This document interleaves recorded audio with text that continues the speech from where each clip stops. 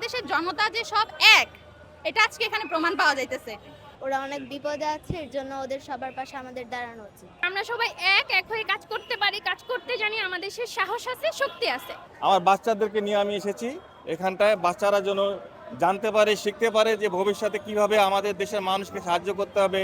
যেই উন্নত বাংলাদেশের স্বপ্ন আমরা দেখি, সেটা মনে হয় আমরা বাস্তবায়ন করার, যদি বলি স্টেপিং স্টোন হিসেবে এই আজকের এই সময়টা বেসিক্যালি আমাদের স্টেপিং স্টোন। আজকের যে বন্যার্থদের জন্য যে সাহায্য, আমি মনে করি এটা প্রথম একটা রেজাল্ট যে সারা বাংলাদেশের মানুষ কিভাবে তাদের কথা সায় দেয়। যে যেখানে আছেন তারা আপনাদের যা সামর্থ্য আছে, যতটুকু সামর্থ্য আছে তা নিয়ে আপনারা আসেন, এখানে সাহায্য করেন, যে যার মতন সাহায্য করেন। আমাদের যে ছাত্র ভাইরা যেভাবে ঝাঁপিয়ে পড়েছে, আমি সকল দেশের মানুষকে, বিশেষ করে যারা ধনিক শ্রেণীর মানুষ আছে, তাদের কাছে এখন অর্থবিত্ত আছে, তারা যেন ঝাঁপিয়ে পড়ে এই সমস্ত অনাগত দুর্গত মানুষদের পাশে যেন তারা সবাই সাহায্য সহযোগিতা করে। অনেক মানুষ ত্রাণ নিয়ে এসেছে, সবাই সবাইকে সাহায্য করছে।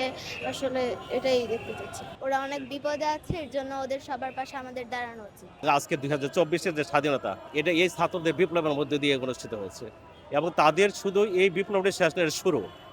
এই শুরু থেকে আজকের যে বন্যার্থদের জন্য যে সাহায্য, আমি মনে করি এটা প্রথম একটা রেজাল্ট যে সারা বাংলাদেশের মানুষ কিভাবে তাদের কথা সায় দেয়। সবার যে এক হয়ে যাওয়া, আমাদের সবাই এক হয়ে যে সাহায্য করার যে প্রবণতা, এইটা একদমই প্রথম। টিএসসিতে বহুত এসেছি বিভিন্ন আনন্দ উদযাপন করতে, কিন্তু যে মৃত্যুর মিছিল আমরা কয়দিন আগে দেখছি, সেখান থেকে মানে একটু বের হয়ে আবার আমরা আরেকটা দুর্যোগে পড়ে গেছি। এখন আমরা আবার সবাই এক হয়ে কাজ করতেছি। কয়দিন আগেও বলতাম দেশ ছেড়ে চলে যাব, এই দেশে কিছু করার নাই, কিন্তু এখন মনে হয় আমরা খুবই প্রাউড টু বি বাংলাদেশি। আমরা সবাই এক হয়ে কাজ করতে পারি, কাজ করতে জানি, আমাদের সে সাহস আছে, শক্তি আছে। প্রায় 5-7 দিন কোনো ধরনের প্রশাসন ছাড়া ছিলাম, পুলিশ ছিল না। তারপরও যেভাবে করে ডাকাত প্রতিহত করা থেকে শুরু করে রাস্তাঘাটের ট্রাফিক কন্ট্রোল করা থেকে শুরু করে সব কিছুই কিন্তু সাধারণ মানুষ এবং ছাত্ররা একসাথে করেছে। এবং এখন যেমন ঠিক নতুন একটা সরকারের পরেই যে একটা দুর্যোগ, এত বড় একটা দুর্যোগ, এবং সেটা যেভাবে করে মোকাবেলা করছে সকলেই।